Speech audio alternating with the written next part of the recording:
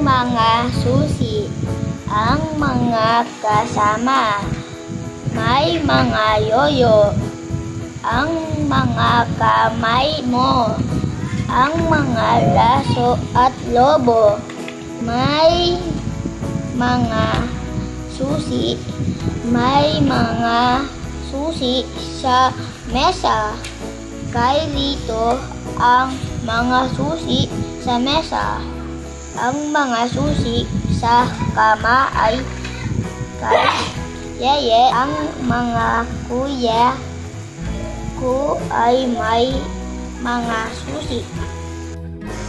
Ta, te, ti, to, tu, ta, o, ta, ti, am, tu, ta, sa, ti, to, sa, itaas, ta, na, tutubi, sa tabi, taho, mataba, sita.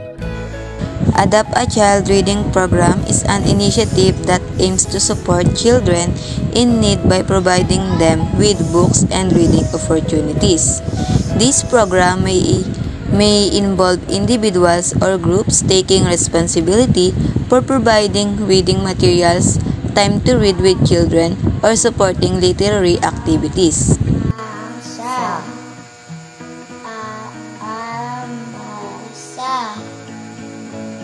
ama, asa, masa, sama, mama, asa, mas.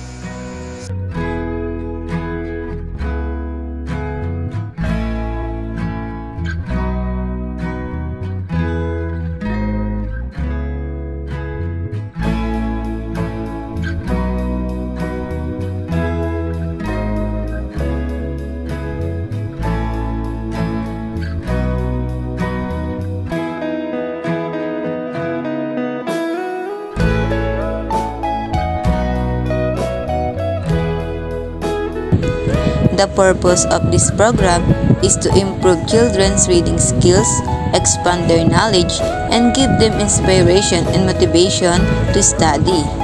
By helping children gain access to books and other reading materials, adopters become a part of growing young people's knowledge and wisdom, which has a positive impact on their future.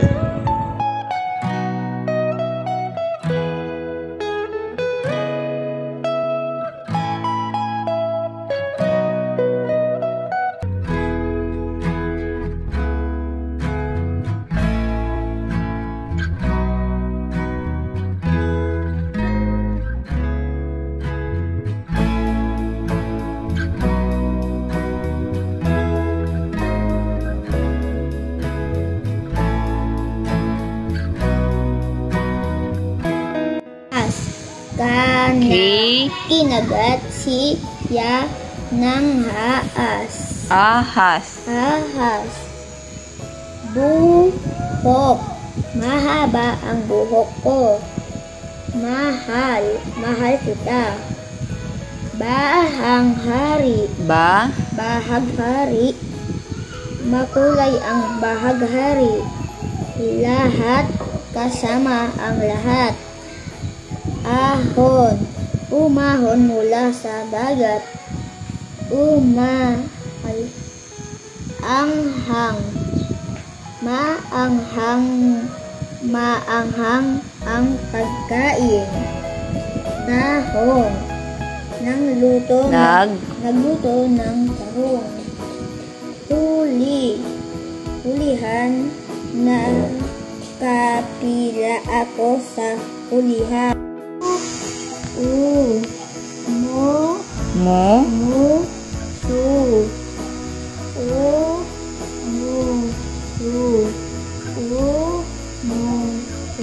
Ayos ka. Susi. Ang susi. Uso. Umasa. sumama, musa, usisa, mausisa, usa, may usa si ama, isa ang usa, ang usa ay umaasa, ang usa ay sumasama sa ama. Okay.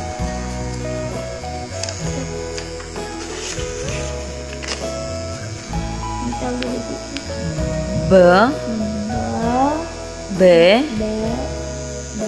B, B, bu, ba, bo, ang bao, iba, baso, sa, iba, ba, saba, baba, bibo, ang bibe, ni, ang bibe, mo ay babae, bibo, ang bibe, mo isa, sama, mo ba, ang bibe, mo sa ibaba,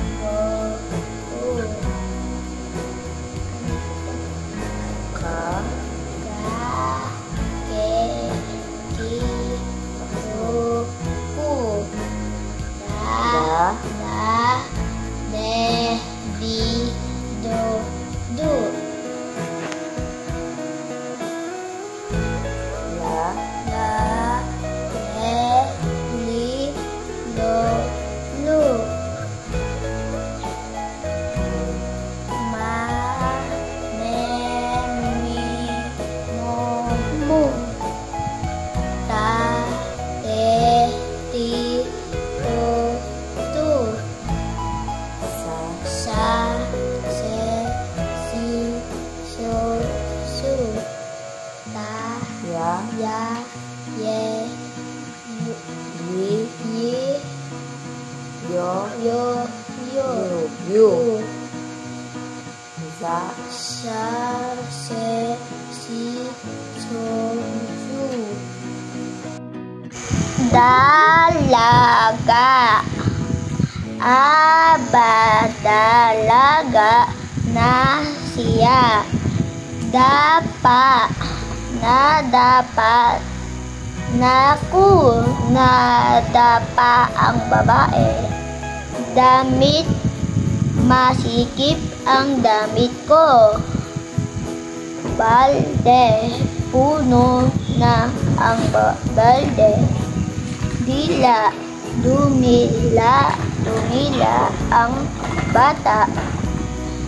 Kandila, patayin mo ang kandila. Dora, madalas gumala si Dora. Ganda, maganda ang dalaga. At ang hindi sumusuko. Si Hasan ay hirap sa pagbasa pero si Hasan ay hindi sumusuko, palagi siyang pumapasok, lagi siyang nakikinig na sa kanyang guro. Nagbabasa pa rin siya kahit nasa bahay na mahirap man at nakakapagod man at hindi ay hindi siya sumuko. Pagkalipas ng ilang linggo, nakapagbabasa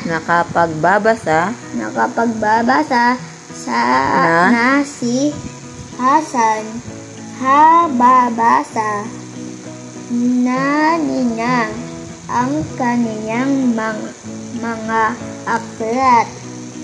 Nababasa na rin niya ang mga nakikita niyang sa daan.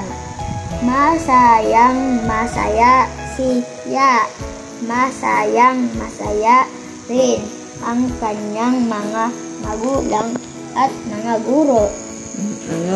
Sagutin ang mga tanong. Sino ang batang hindi sumusuko?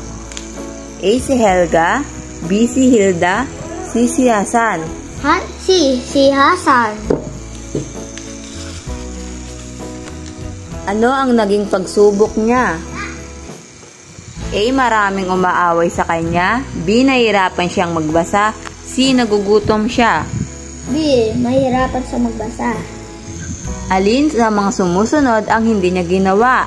A. Lagi siyang hindi pumapasok, B. Nakikinig siya sa kanyang guro, C. Sumasagot siya sa takdang aralin. B. Nakikinig sa kanyang guro.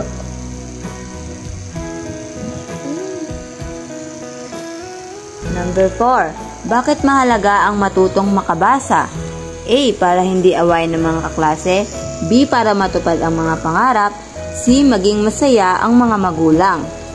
C. Para maging masaya ang mga magulang.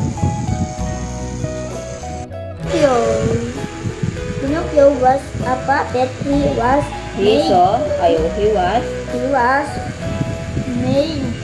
by an old woodcarver named Geppetto. An old neighbor of Geppetto saw Pinocchio.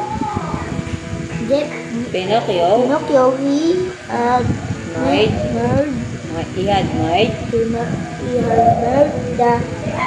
beauty of the little puppet.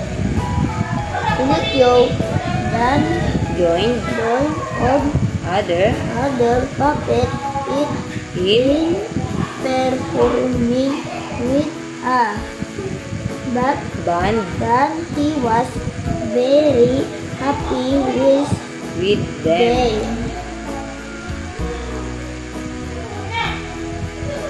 The puppet was found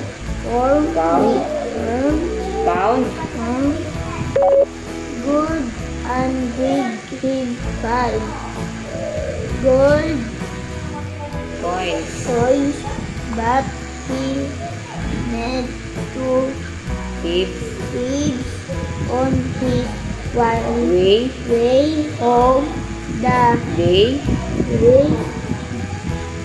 pretended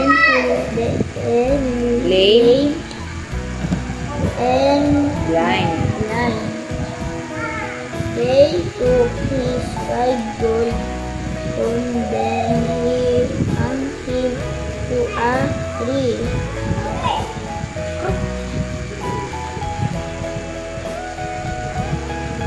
A fairy came to save him. Pinocchio told her lies and his nose grew longer and longer. Pinocchio wanted to go home, but met some boys in the street. He went with them to the toy land. They played and had fun. but a mat grabbed them. Pinocchio and took him away. He was sold to a circus owner, but while performing, he fell to the ground.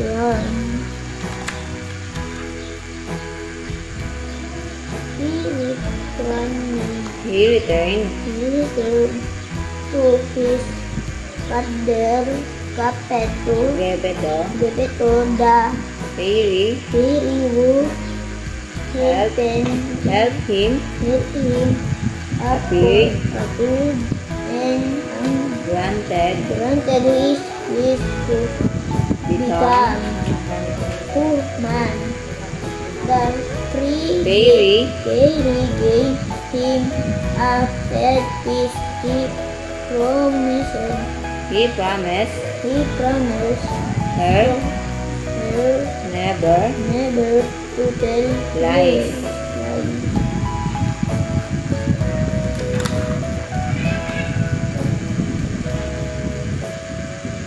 Pinocchio, the bear,